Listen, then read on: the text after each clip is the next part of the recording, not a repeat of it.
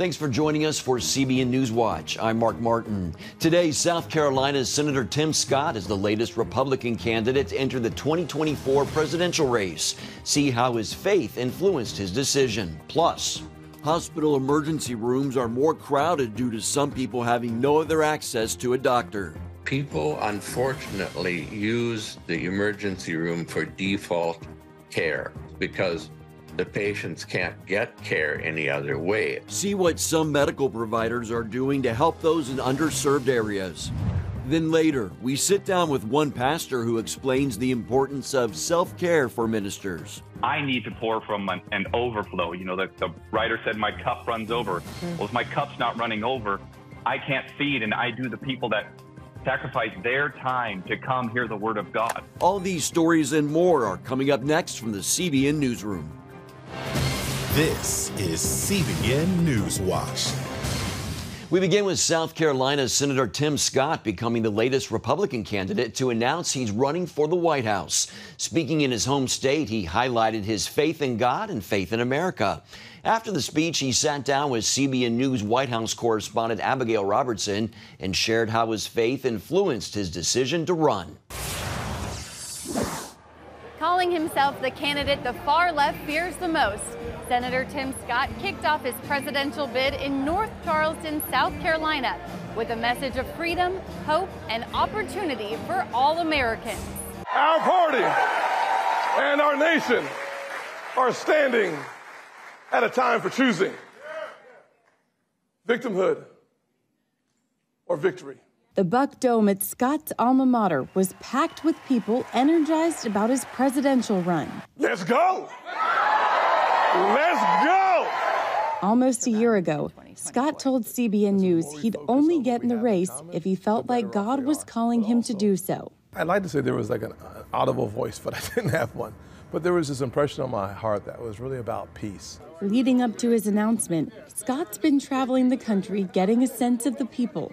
The one thing I heard consistently is that we are a faith-filled country, that our foundation as a nation is a Judeo-Christian foundation. And the further we get away from it, the harder life gets. The closer we get to it, the better life is. That's the one message I get excited about. Before making it official Monday, Scott says God revealed this to him. About 6 o'clock, 7 o'clock, I was thinking about it. You could feel the nerves and the butterflies. And finally, I heard the Lord speak to my heart and say, this is not about you. Don't confuse it. You're my vessel for this journey, but it's not about you. It's about the American people who are starved for hope, looking for opportunities. They want to protect this nation that they love. In a time of deep political divide, Scott believes he can unite the country and is fervently optimistic. I really felt like the Lord was saying, remove you from the equation and let's just see what happens. Now, I'm very confident that he's not finished with this nation yet.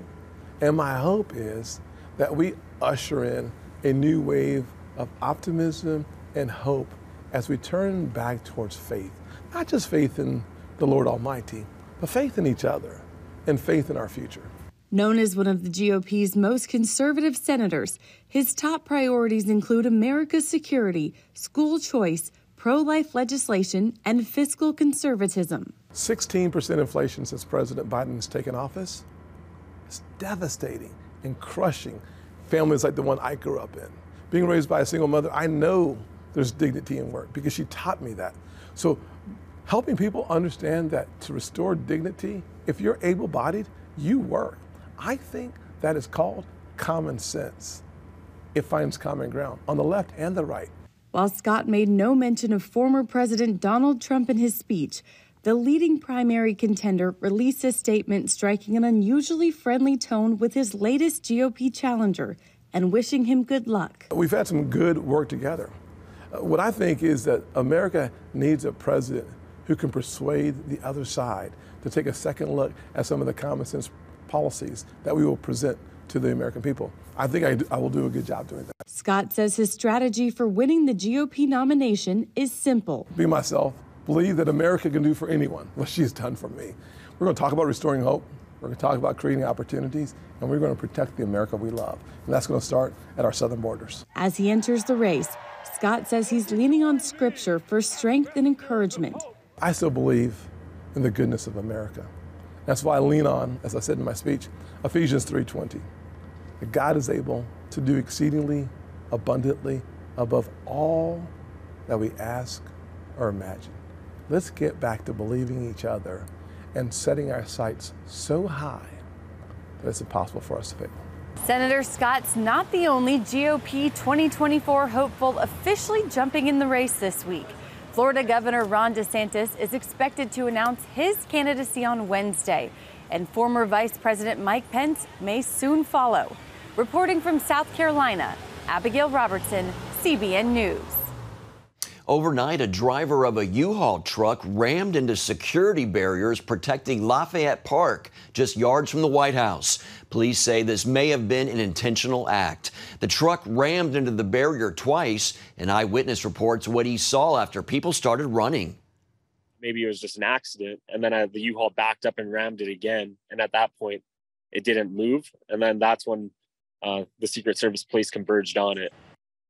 The driver is in custody. Sources report the truck has been cleared for any explosives, and an image shows a Nazi flag and backpack being removed from the truck. The driver faces 5 charges, including assault with a dangerous weapon, destruction of federal property, and threatening harm on the president. Negotiations over how to raise the debt limit went well into the night at the Capitol last night. There are just days to go before the country potentially runs out of money, with experts saying a default would be catastrophic for the economy.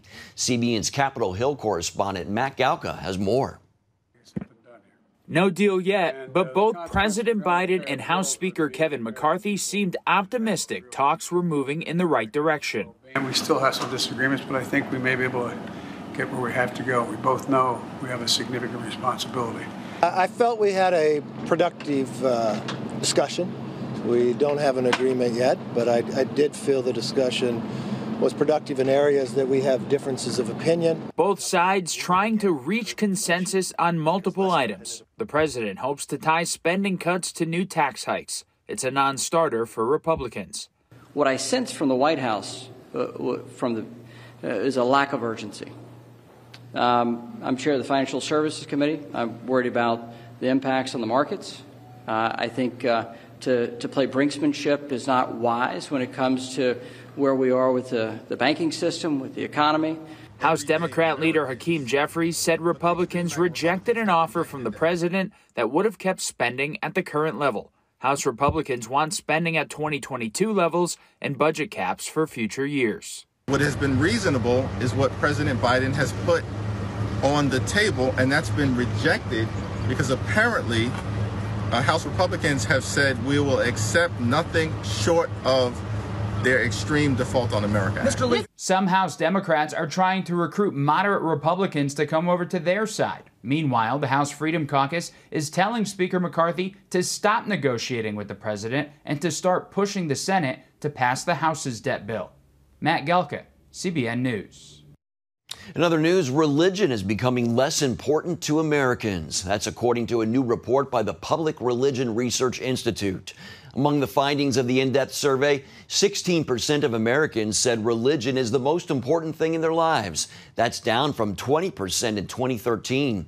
While the number of people who say religion is not important is up to 29%, a 10-point increase in the same time period. And only 43% of Americans in 2022 reported attending religious services several times a year. That's down from 56% in 2013. Coming up, the nightmare of emergency room visits. Many are unnecessary and very costly. See what one city has done to cut trips to the ER by 80%. It's right after this.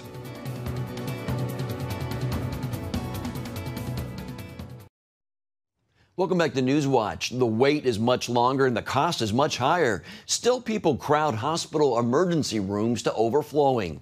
Many of them have minor illnesses and could be better served elsewhere. The problem is some have no other access to a doctor. Health reporter Lori Johnson explains. Most hospital emergency departments must treat anyone, even if they don't have an ability to pay or an actual emergency. Likewise, ambulances almost always transport patients to the ER, regardless of the medical need. Far too many people in underserved communities come here to the emergency department for primary care, things like a cough or a sore throat, simply because they don't have access to a regular doctor and feel they have nowhere else to go. Government studies show about 25% of ER visits to be unnecessary, adding up to more than $4 billion each year. Those visits are also one of the most expensive ways to receive medical care, averaging $2,500.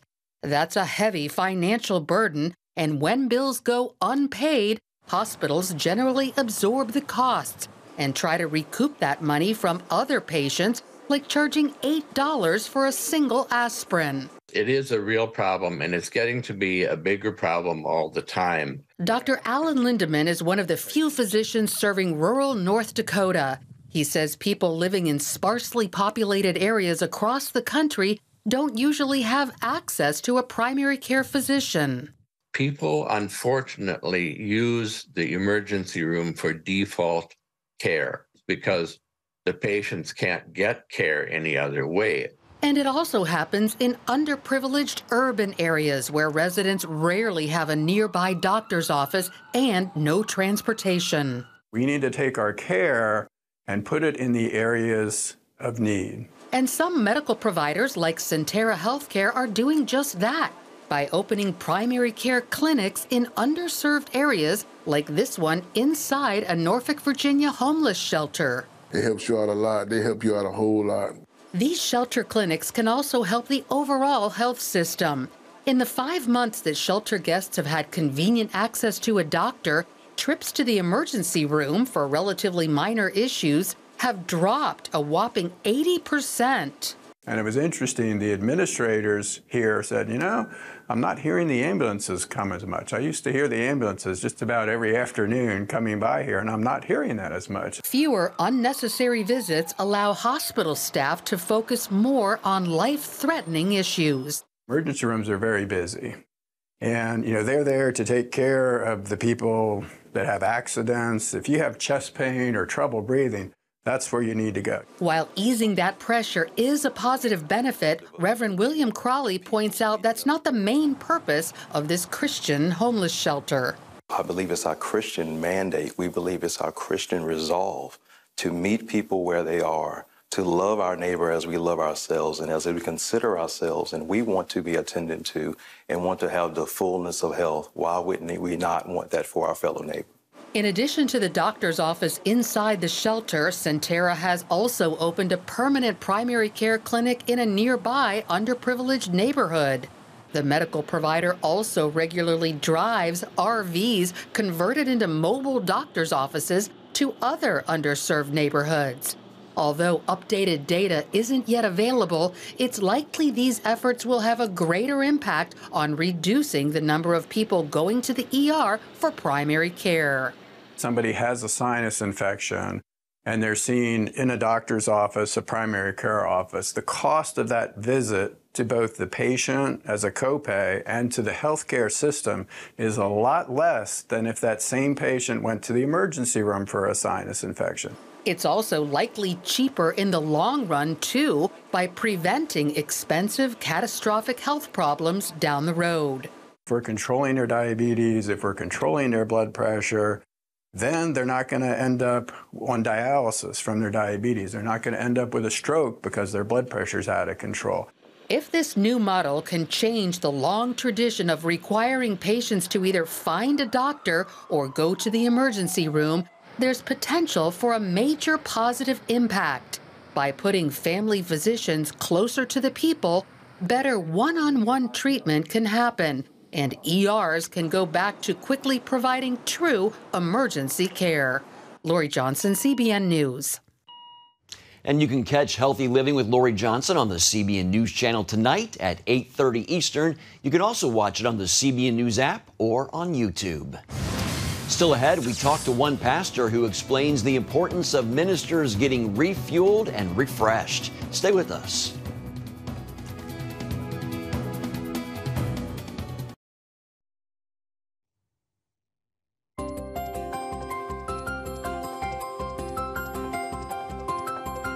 Welcome back to CBN Newswatch. May is Mental Health Awareness Month. It's an issue that affects a large majority of the population, and pastors are no exception. 75% of pastors report being extremely stressed, and 90% work between 55 to 75 hours per week. That's why our next guest says it's important for pastors to take time to recharge. Pastor Joshua Smith of the Light Elk Grove Church in Elk Grove, California, has more. First of all, what's your reaction to these statistics that show that a lot of pastors are really stressed and worn out? You know, it makes total sense for me. These are changing times. We are doing our best to navigate these times and bring a timeless message, which is the gospel. I spoke to some friends of mine that are church planners. So a church planner, which I would classify myself as well, we're right in the thick of it. And we're trying to navigate relationships. We're trying to balance being people with being called. And, you know, it's not always easy. When I look in Exodus 18, we see that Moses, he was working day and night, and he needed someone older and more seasoned to come in and tell him, hey, Moses, you need to delegate. So I think this is a trend that's going to continue, but we need to be wise with God's calling on our life.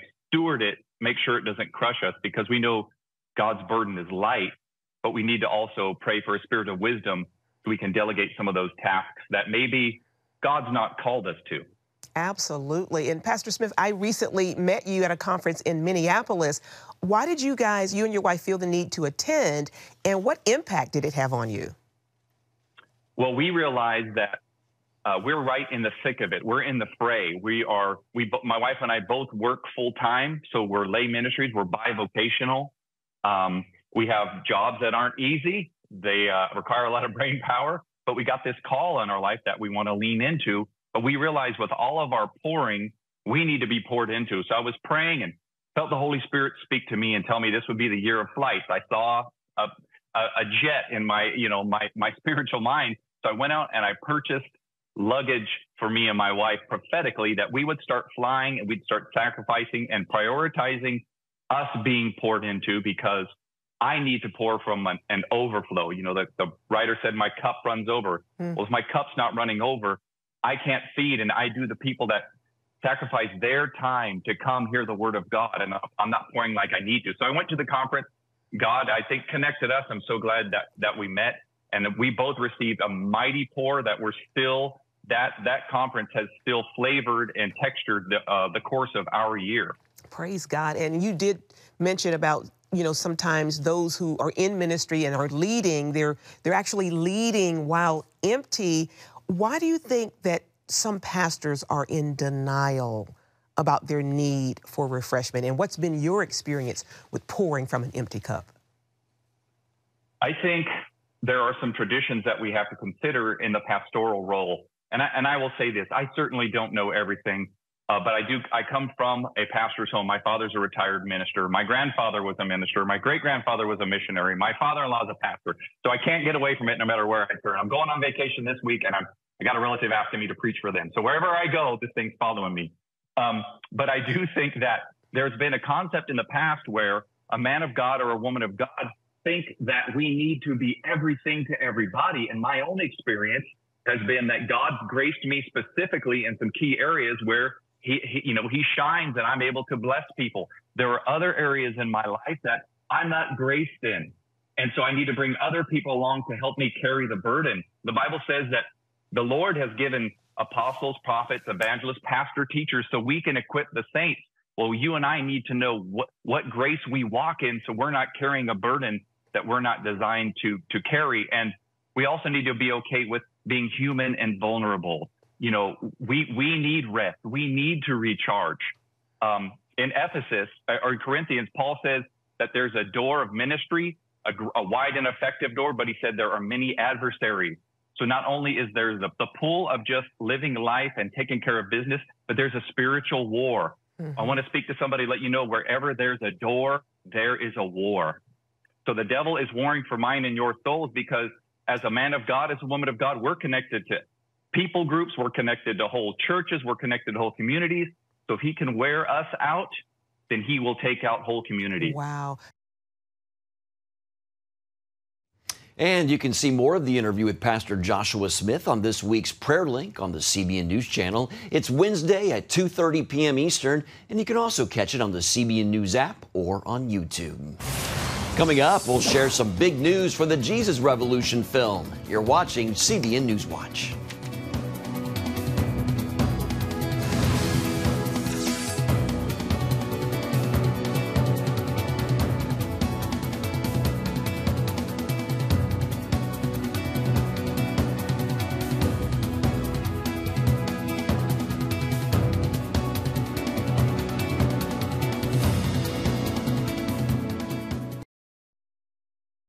Welcome back. A SpaceX rocket successfully delivered a crew of 4 people to the International Space Station yesterday morning. The private flight, carrying a former NASA astronaut and 3 paying customers, launched from Kennedy Space Center in Florida on Sunday. 16 hours later, the crew of the Dragon capsule named Freedom arrived at the International Space Station for a week-long stay. It's the second ever private mission to the International Space Station and the first private space mission with a female commander. The mission, called AX-2, is also making history for carrying the first woman from Saudi Arabia to space. The movie Jesus Revolution was a hit in theaters, and it's a success on home video, too. The film reached #1 in the U.S. in DVD and Blu-ray sales for the first week of this month, according to Media Play News. The movie tells the true story of the Jesus movement in the early 1970s and how it began among teenage hippies in Southern California. That's going to do it for this edition of CBN Newswatch. Remember, you can find more of our news programs on the CBN News Channel anytime or online with cbnnews.com. Also, tell us what you think about the stories you've seen. You can do that by emailing newswatch@cbn.com or talk to us on Facebook, Twitter, and Instagram. Hope you'll join us next time. Have a great day.